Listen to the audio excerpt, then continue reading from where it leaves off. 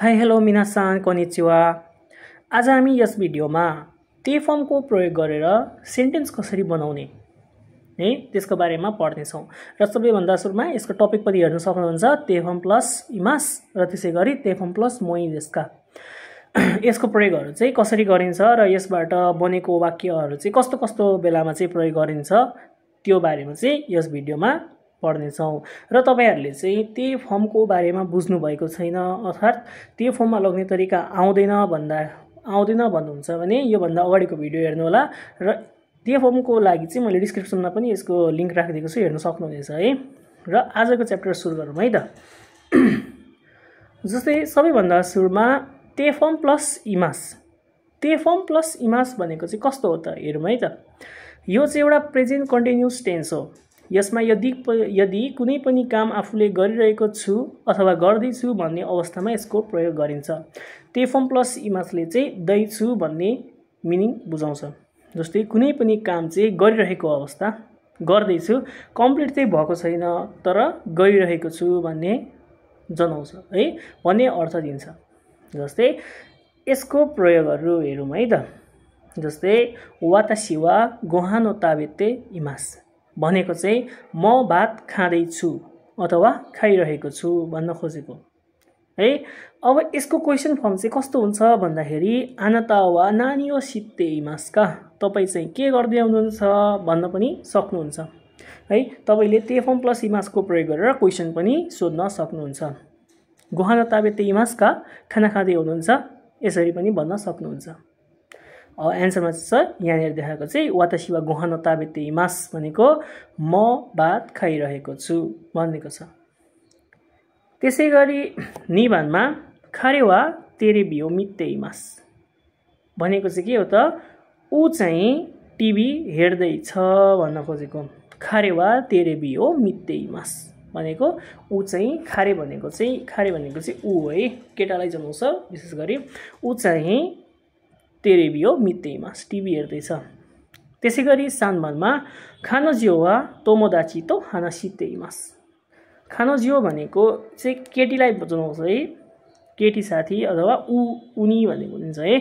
उन चाहिँ अथवा खानोजियो वा ऊ चाहिँ तोमोदाची तो साथीसँग हानासिते इमास भनेको कुरा गर्दैछ भनेको। हानासिमास भनेको कुरा गर्नु भनेर पढेको थियौँ भने अब हानासिमासलाई ते फर्ममा लग्ने हानासिते इमास कुरा गर्दैछ अथवा केटी भएकोले चाहिँ छे भएको है। खानोजियो भनेको चाहिँ केटी भनेको है त, केटी साथी अथवा ऊ उनी भन्ने बुझिन्छ। त्यसैगरी योनबानमा सेन्से वा गाक्कोदे हाताराइते इमास हैन। अब जस्तै सेन्से टिचर चाहिँ स्कुलमा काम गर्दैछन् अथवा काम गर्दै हुनुहुन्छ भन्दाखेरि चाहिँ सेन्से वा गाक्कोदे हाताराइते इमास भन्ने बुझिन्छ है। त्यसैगरी गोबानमा कोदोमोताची वा कौवेन्डे आसोन्डे इमास भनेको बच्चाहरू, कौवेन भनेको चाहिँ के हो त पार्क हो हैन। कोदोमोताची भनेको बच्चाहरू, कोदोमो भनेको चाहिँ बच्चा, कोदोमोताची भनेर आयो भने चाहिँ बच्चाहरू, कौवेन्डे आसोन्डे इमास पार्कमा खेलिरहेका छन्। यो दे पार्टिकल किन लाग्यो भनेर त सबैजनालाई थाहा होला है। यदि कुनै पनि ठाउँको प्रयोग गरेर केही काम गरिन्छ भने त्यति बेला चाहिँ दे पार्टिकलको प्रयोग गरिन्छ। जस्तै यो कौवेनमा चाहिँ पार्कमा चाहिँ हामीले के गर्ने काम गर्यौं त, खेल्ने काम गर्यौं, त्यही भएर यहाँ चाहिँ दे पार्टिकल लागेको हो। कोदोमोताची वा कौवेन्डे आसोन्डे इमास बच्चाहरू पार्कमा खेलिरहेका छन् भन्ने बुझिन्छ। त्यसैगरी रोकुबानमा इमा देन्स्याओ मात्ते इमास। इमा अहिले देन्स्याओ मात्ते इमास है। माचिमास भनेको पर्खिनु, मात्ते इमास भनेको पर्खिरहेको छु भनेको है। इमा देन्स्याओ मात्ते इमास म अहिले रेल पर्खिरहेको छु अथवा अहिले रेल पर्खिरहेको छु भनेको है। बुझ्नुभयो। यसै गरी तपाईहरुले अरु पनि सेन्टेन्सहरू प्रयोग गर्न सक्नुहुन्छ ते फर्म प्लस इमासको प्रयोग गरेर। डेली रुटिनमा बिहान उठेदेखि बेलुकासम्म गर्ने जति पनि काम छ त्यो सबैलाई चाहिँ तपाईले पहिले पढ्नु भएको मास फर्ममा लगेर अनि फेरि त्यो मास फर्महरू सबैलाई फेरि ते फर्ममा लगेर ते फर्म प्लस इमासको प्रयोग गरेर बनाउन सक्नुहुन्छ। त्यसैगरी नानाबानमा चिची वा कुरुमा उन्तेन्सिते इमास। कुरुमाओ उन्तेन्सिमास भनेको चाहिँ गाडी चलाउनु, उन्तेन्सिते इमास तेफम प्लस इमास लागेपछि चलाइराख्नु कन्टिन्युस भयो है। चिची वा कुरुमा उन्तेन सित्ते इमास। बुवा गाडी चलाइराख्नु भएको छ भन्ने बुझिन्छ। चिची वा अब यसको ठाउँमा जसको पनि नाम राख्न सक्नुहुन्छ। रामसान वा कुरुमा उन्तेन सित्ते इमास भनेको चाहिँ रामजी चाहिँ गाडी चलाइरहेको छ भन्ने पनि बुझ्नुहुन्छ है। त्यसै गरी हाचीबानमा ओनेसान वा ओंगाकु किते इमास भनेको चाहिँ ओनेसान भनेको दिदी। विशेष गरी ओनेसान भनेर आयो भने चाहिँ अरूको दिदी भन्ने बुझिन्छ है। ओनेसान वा ओंगाकु किते इमास। दिदी सङ्गीत अथवा ओंगाकु भनेको म्युजिक गीत सुन्दैछिन् भनेको। अनि त्यसै गरी क्युबानमा चाहिँ के छ त इमौतो वा पियानो रेन्स्यु सित्ते इमास भनेको। इमौतो भनेको चाहिँ इमौतो के हो त? इमौतो भनेको मेरो बहिनी है। इमौतो मेरो बहिनी पियानो ओ रेन्स्यु सित्ते इमास भनेको रेन्स्यु सिमास भनेको प्र्याक्टिस गर्नु। तेफम प्लस इमास भनेको आइएनजी गरिरहेको छ भन्ने बुझिन्छ। त भयो इमौतो वा पियानो ओ रेन्स्यु सित्ते इमास। पियानोको रेन्स्यु गर्दैछ प्र्याक्टिस गर्दैछ भन्न खोजेको। त्यसै गरी जुमानमा निहोङ्गो बेङ्क्यो सित्ते इमास। जापानिज भाषा अध्ययन गर्दैछु भन्ने बुझ्यो। सिक्दैछु होइन अध्ययन गर्दैछु हुन्छ है। यहाँ मिस्टेक भएछ प्रिन्टिङ टाइपिङ मिस्टेक भएछ है। निहोङ्गो बेङ्क्यो सित्ते इमास। जापानिज भाषा अध्ययन गर्दैछु है। अब यसको क्वेसन हुन्छ साइकिन भनेको चाहिँ आजभोलि के गर्दै हुनुहुन्छ भनेर कसैलाई सोध्नु पर्यो भने अथवा गेन्जाई साइकिन है। साइकिन नानी सित्ते इमास का निहोङ्गो बेङ्क्यो सित्ते इमास है। दाइगाकु बेङ्क्यो सित्ते इमास। यसरी तपाईँले एन्सर दिन सक्नुहुन्छ। र जापानिज भाषामा चाहिँ जेउजु हुन चाहनुहुन्छ जान्ने हुन चाहनुहुन्छ भने चाहिँ के गर्नु पर्यो त? जति हुन्छ भर्छ त्यसलाई लेखेर प्र्याक्टिस गर्ने, बोलेर प्र्याक्टिस गर्ने, दिनमा हुने सबै कुराहरूलाई चाहिँ नोट बनाएर लेख्ने प्र्याक्टिस गर्नु भने अझै इफेक्टिभ हुन्छ है तपाईँहरूलाई। त्यसै गरी जिउचिबानमा चाहिँ खारे वा होनिया दे हातराइते इमास। खारे भनेको ऊ चाहिँ होनिया भनेको चाहिँ होन भनेको बुक या भनेको सबै बुक पसलमा काम गर्दैछ अथवा काम गर्छ भन्ने बुझिन्छ। खारे वा होनिया दे हातराइते इमास है। वातासी वा होटेल दे हातराइते इमास। म चाहिँ होटलमा काम गर्छु अथवा काम गर्दैछु भन्ने मिनिङ बुझाउँछ। तपाईँले बुझ्नुभयो? यसमा के कन्फ्युज भयो भने तपाईँहरूले कमेन्ट गर्न सक्नुहुन्छ है। त्यसै गरी अर्को फर्म पढ्नुपर्ने भनेको यसमा तेमोई देशका। तेमोई देशका भनेको ए पनि हुन्छ अथवा नु सक्छु यदि कसैसँग अनुमति माग्नु पर्यो भने हैन पर्मिसन लिनु पर्यो भने चाहिँ तेमोई देशकाको प्रयोग गर्न सकिन्छ।